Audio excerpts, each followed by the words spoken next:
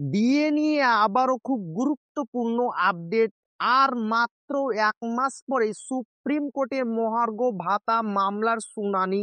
তো ভিডিওটি ১ সেকেন্ডের জন্য স্কিপ করবেন না, পুরোটা দেখবেন। আর আপনি যদি আমাদের চ্যানেলের নতুন দর্শক হয়ে থাকেন এবং চ্যানেলকে সাবস্ক্রাইব না করে থাকেন, তো অবশ্যই চ্যানেলকে সাবস্ক্রাইব করবেন এবং আমাদের পাশে থাকবেন। তো ভিডিওটি শুরু করা যাক। আর মাত্র ১ মাস পরে সুপ্রিম কোর্টে মহার্ঘ ভাতা মামলার শুনানি। ডিএর আশায় বুক বাঁধছেন সরকারি কর্মীরা।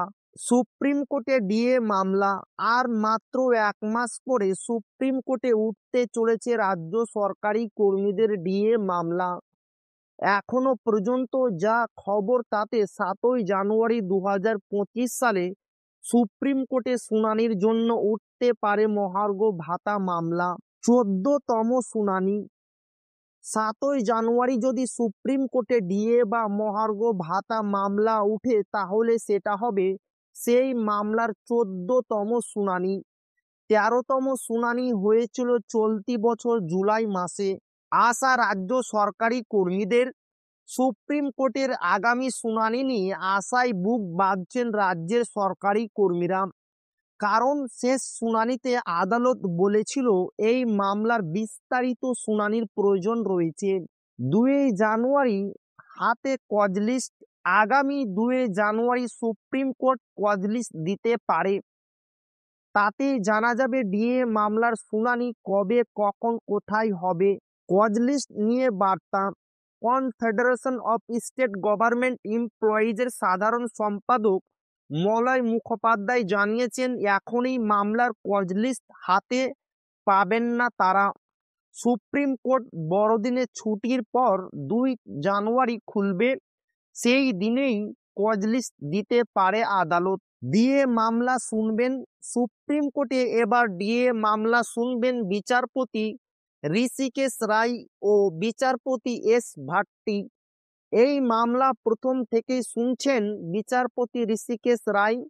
জানুয়ারিতে তার অবসর গ্রহণের কথা রয়েছে। রাজ্য সরকারি কর্মীরা মনে করছেন ৭ই জানুয়ারি শেষ ডিএ মামলা শুনবেন ঋষিকেশ রায়। ২০২২ সাল থেকে ডিএ মামলা। রাজ্যের সরকারি কর্মীদের ডিএ মামলা সুপ্রিম কোর্টে চলছে ২০২২ সাল থেকেই, কিন্তু একাধিকবার শুনানি পিছিয়ে গেছে। শেষ শুনানি হয়েছিল জুলাই মাসে। তখনই আদালত জানিয়েছিল মামলাটি বিস্তারিত শোনার প্রয়োজন রয়েছে। ৩টে শুনানি হতে পারে।